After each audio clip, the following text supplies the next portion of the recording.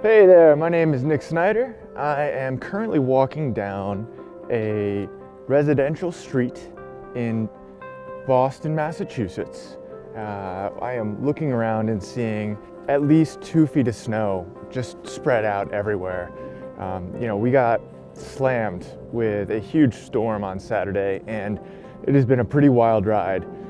And right now, as you can see, the streets are super tight. There's snow to either side. There's cars who have shoveled their street parking out, and it has been a crazy last couple of days.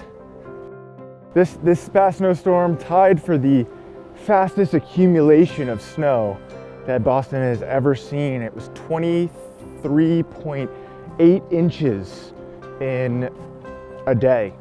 Felt like even less than that, but just such a crazy amount of snow. There was a suspension on a bunch of railways and subways. You really couldn't drive. The plows just couldn't keep up with how much snow was falling. It was 2 to 4 inches per hour. So as best as they were trying, they just couldn't keep up. And because of that, there was some seriously hazardous conditions in the Boston area when it came to driving on Saturday. So transportation was, definitely affected, but flights into Logan, absolutely shut down. You weren't getting a plane in here. Even with not so great conditions, even with just some fog, it's kind of hard to land a plane in Logan, but with all this snow, there's no way. So with the subway suspensions, nobody's really driving on the road, and you've got no way to fly in. So everybody's pretty much just staying at home, staying warm, and shoveling some snow.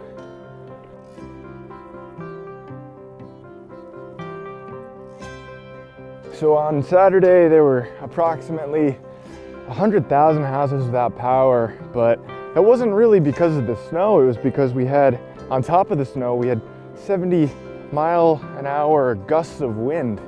Crazy wind gusts, resulting in, telephone poles coming down, power wires coming down, all sorts of situations, and huge snow drifts on top of that. So not only did we have a base of around 2 feet of snow, but we also had snow drifts because of the wind, and the wind would push crazy amounts of snow into some areas, resulting in 3 feet, 4 feet of snow piling up in some places.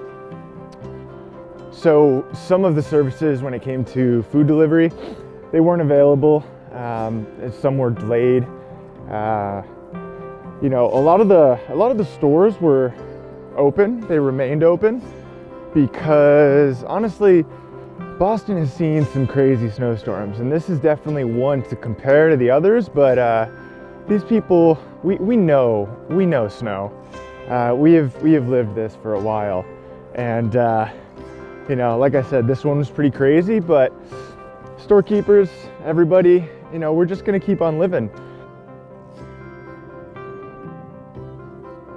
Streets are actually pretty busy right now for a Sunday afternoon, Sunday night, and I'm looking around. I see some shops are open, some grocery stores, some convenience stores, and we've still got plows out.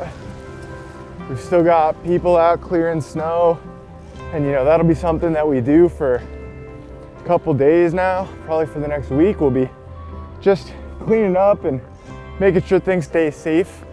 With all the plows real busy with keeping the roads as safe as possible, the mayor had asked us to try our best to clear up the sidewalks and keep those as safe as we can, so anybody walking by can feel a bit safer.